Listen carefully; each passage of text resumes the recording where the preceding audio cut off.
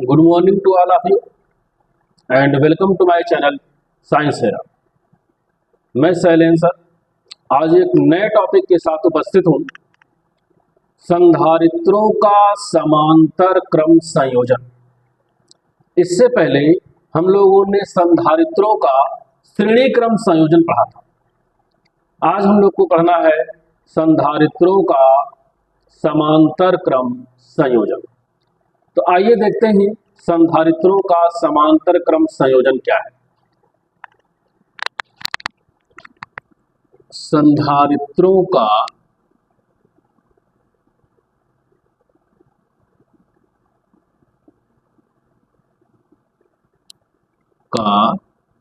समांतर क्रम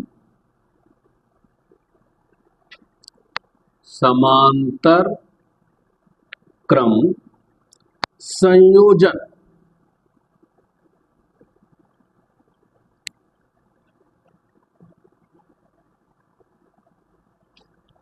कह सकते हो पैरेलल कॉम्बिनेशन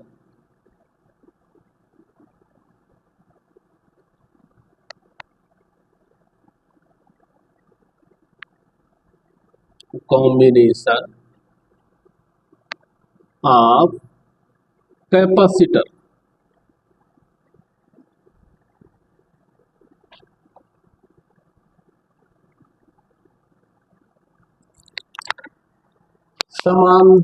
संधारित्रों का समांतर क्रम संयोजन पैरेलल कॉम्बिनेशन ऑफ कैपेसिटर्स।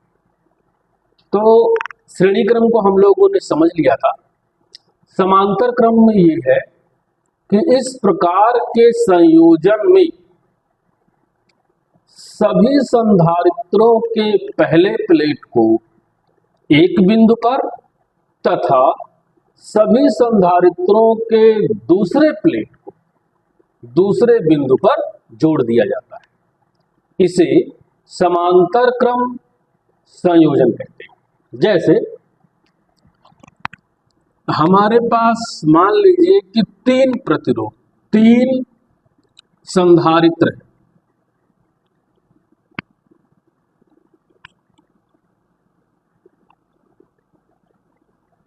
ऐसे तीन संधारित्र हैं, C1 है, ये C2 है और ये C3। तीनों संधारित्रों के पहले प्लेट, जैसे ये क्या है, ये पहला प्लेट है, ये भी यहां पर पहला होगा और ये भी पहला। तो पहले प्लेट को कहां पर, एक बिंदु पर जोड़ते हैं, यानी एक बिंदु यहां एक बिंदु पर जोड़ देते हैं। दूसरे प्लेट का सभी संधारित्रों के दूसरे प्लेट को, जैसे ये कौन सा प्लेट है, दूसरा, ये भी दूसरा और ये भी दूसरा, इसको हम क्या करते हैं, कहां पे जोड़ देते हैं, दूसरे बिंदु पर। जैसे ऐसे और फिर ऐसे। तो यहां पर एक बिंदु ये हो गया, एक बिंदु ये हो गया। तो और इसको जोड़ देते हैं किससे, विद्युत स्रोत से। विद्युत स्रोत यानी सेल हो गया या बैटरी हो गया ऐसे। तो जैसे हमने कहा कि इस प्रकार के संयोजन में सभी संधारित्र के पहले प्लेट को, ये जैसे संधारित्र C1, C2, C3, इसके पहले प्लेट को एक बिंदु यानी A पर जोड़ दिया। सभी संधारित्र के दूसरे प्लेट को दूसरे बिंदु यानी B पर जोड़ दिया। इसे ही हम समांतर क्रम संयोजन कहते हैं। इसकी परिभाषा कैसे लिखेंगे कि इस प्रकार के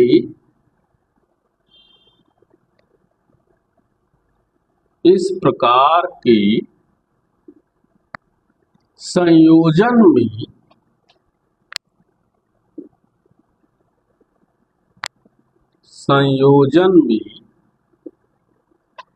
सभी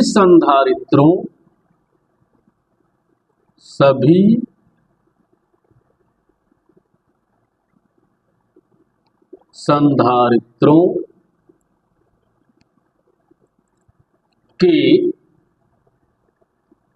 पहले प्लेट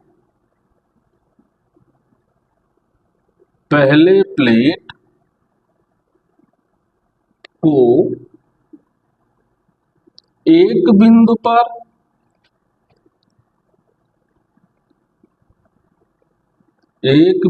पर तथा सभी संधारित्रों के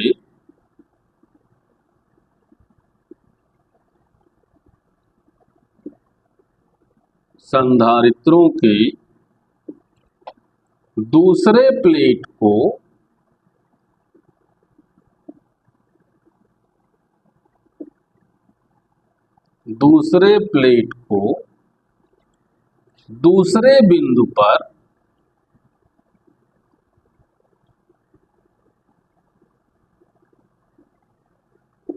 दूसरे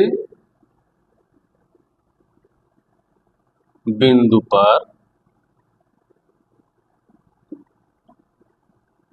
जोड़ दिया जाता है।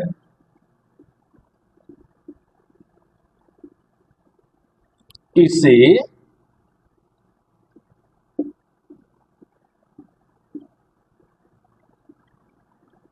संधारित्रों का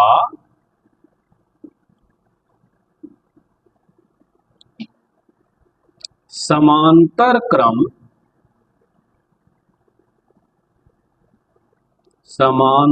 क्रम संयोजन कहते हैं। समांतर क्रम संयोजन कहते हैं। तो बहुत ही आसान सी परिभाषा है। वो इसी के जो ये डायग्राम बना है, इसी डायग्राम पर बेस इसकी परिभाषा ही है कि इस प्रकार के संयोजन में सभी संधारित्रों के पहले प्लेट को एक बिंदु पर तथा सभी संधारित्रों के दूसरे प्लेट को दूसरे बिंदु पर जोड़ दिया जाता है। इसे समांतर क्रम संयोजन कहते हैं। तो ये तो इसकी परिभाषा है। आइए अब यहां पर देखते हैं कि समांतर क्रम संयोजन का गणितीय निगमन। तो परिभाषा लिख लिया होगा।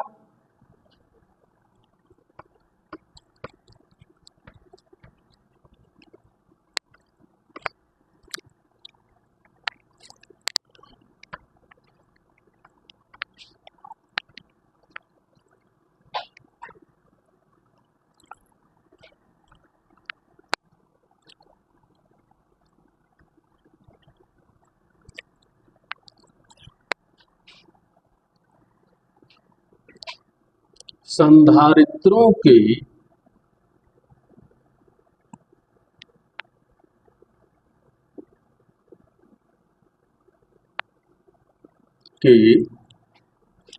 समांतर क्रम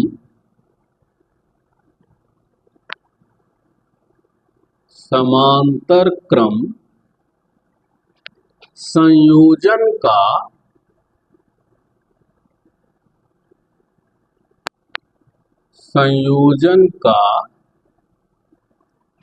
गणितीय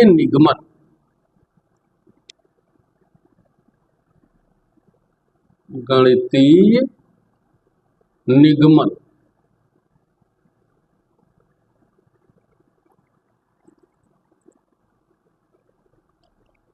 mathematical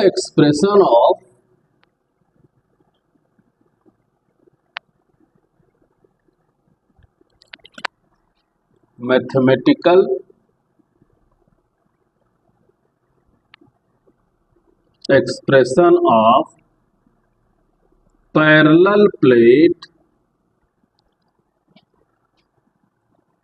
expression of combination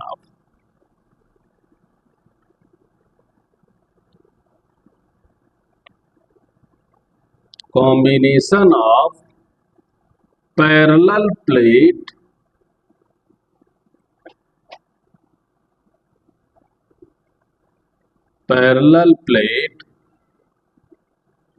capacitor capacitors. संधारित्रों के समांतर क्रम संयोजन का गणितीय निगमन यानी mathematical expression of combination of parallel plate capacitors. तो मान लेते हैं कि माना कि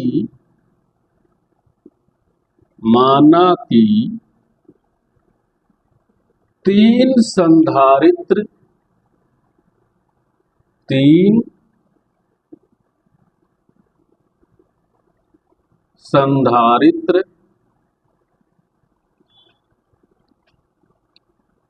जिसकी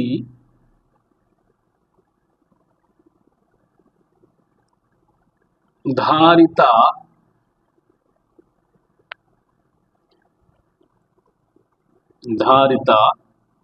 C1 C2 तथा C3 है, जो समांतर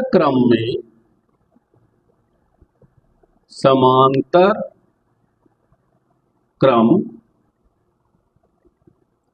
में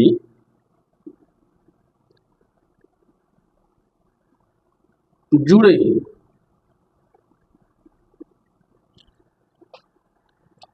जब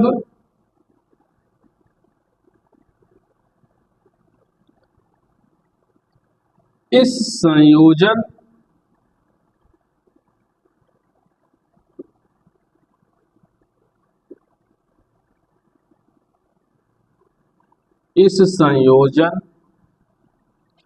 को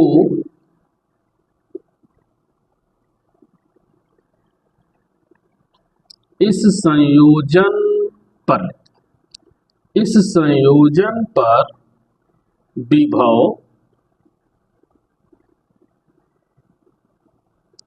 V आरोपित करते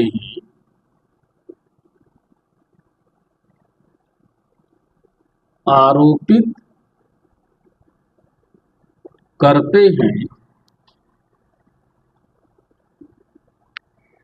तब आवेश क्यों प्रवाहित होता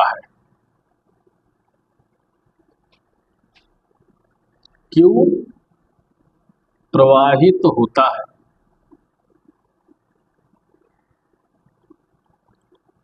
बिंदु A पर यह आवेश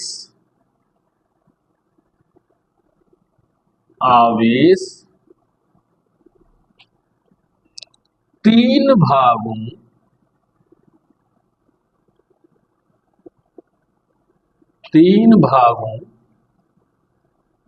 में Q1 Q2 तथा Q3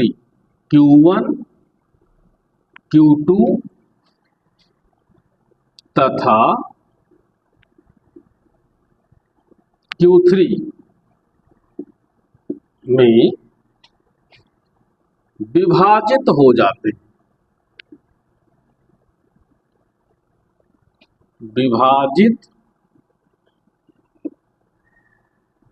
हो जाते हैं। जैसा कि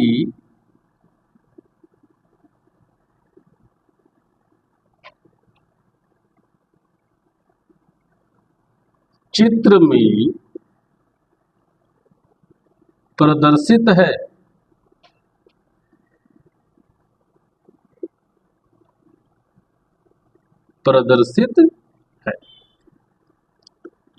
हमने मान लिया कि तीन संधारित्र हैं जिसकी धारिता C1 C2 तथा C3 है, जो समांतर क्रम में जुड़े हुए हैं। इस संयोजन पर जब हम विभव V आरोपित करते हैं तो आवेश Q प्रवाहित होता है। बिंदु A पर आवेश तीन भागों में बट जाता है, Q1 Q2 तथा Q3, जैसा कि चित्र में दिखाया गया है। आइए चित्र देखते हैं।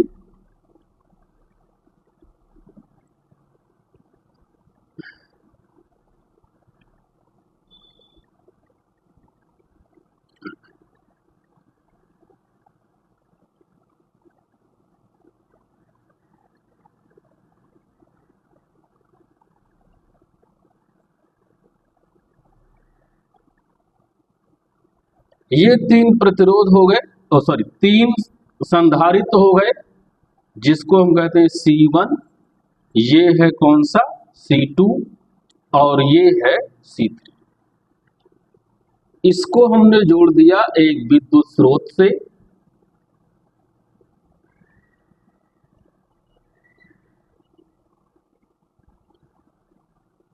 इसके 2 बिंदु हैं, ए है और बी। ये माइनस टर्मिनल, ये प्लस, विभव बी हम आरोपित कर रहे हैं। जब विभव बी आरोपित करते हैं तो इसमें चार्ज Q क्या होता है, प्रवाहित होता है। जब चार्ज Q बिंदु A पर पहुंचता है, यानी यहां पर बिंदु A पर पहुंचता है, तो इसके बाद 3 रास्ते। तो एक यहां पर जो चला गया उसका नाम हमने रख दिया Q1, यहां पर जो आया उसका नाम Q2, यहां पर जो आया उसका नाम Q3। ये अपने हिसाब से रख सकते हैं। तो 3 भागों में बट गया। अब ये आवेश जब यहां पे आया, प्लस प्लस प्लस ऐसे,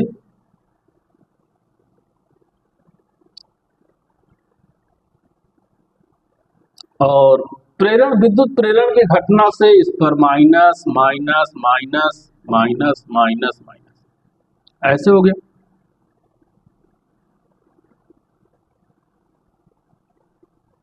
ऐसे। तो अब जब यहां से ये ऐसे आ रहे हैं, तो इस बिंदु पर सभी आवेश मिल जाएंगे, जिससे फिर से यहां पर क्या होगा, Q ही होगा। अब यहां पे एक चीज देखो कि Q आवेश यहां पर गया तो Q1 Q2 Q3 में विभाजित हुआ, लेकिन ये समांतर क्रम है, इसलिए समांतर क्रम में जो वोल्टेज होता है, विभव होता है, वो हमेशा कांस्टेंट होता है। तो अब देखो परिणामी आवेश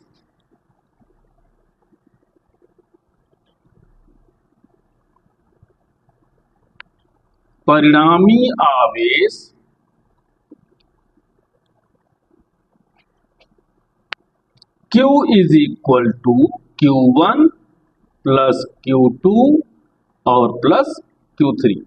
समीकरण नंबर 1, यही आवेश विभाजित हुआ है, इसलिए Q equal to Q1 Q2 और Q3। अब देखते हैं, परंतु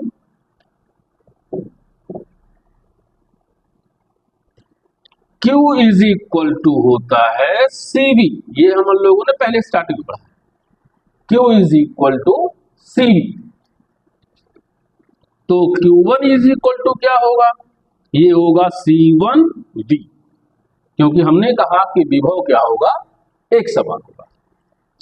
ऐसे ही Q2 is equal to C2V, Q3 is equal to C3V। तो ये हो गया इक्वेशन नंबर 2, ये हो गया 3, ये हो गया 4 और ये हो गया 5। Q, Q1, Q2, Q3 सभी की वैल्यू को उठा के इक्वेशन फर्स्ट में रख देते हैं। तो ऐसे कंडीशन में क्या होगा, समीकरण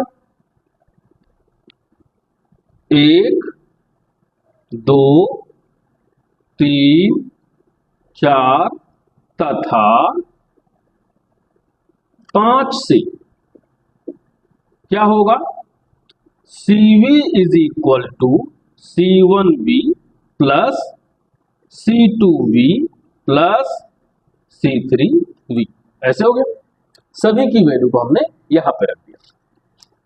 तो CV इज इक्वल टू, यहां पर V कॉमन होगा, तो ये हो गया C1 plus C2 plus C3, V और V यहां से कैंसिल, जिससे C इज इक्वल टू हो गया C1 plus C2 plus C3। एक तो ये हो गया। यदि हम संधारित्रों की संख्या n लें, तब क्या होगा? यदि संधारित्रों की संख्या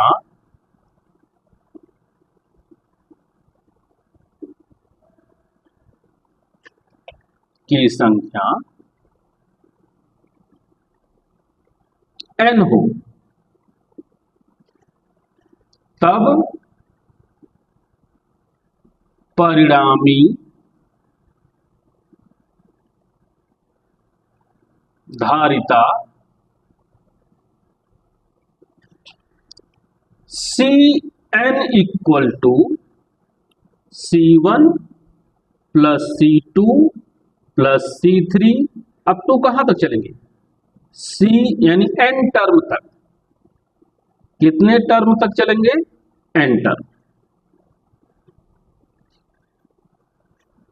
ये हो गया कौन सा? फैरेड।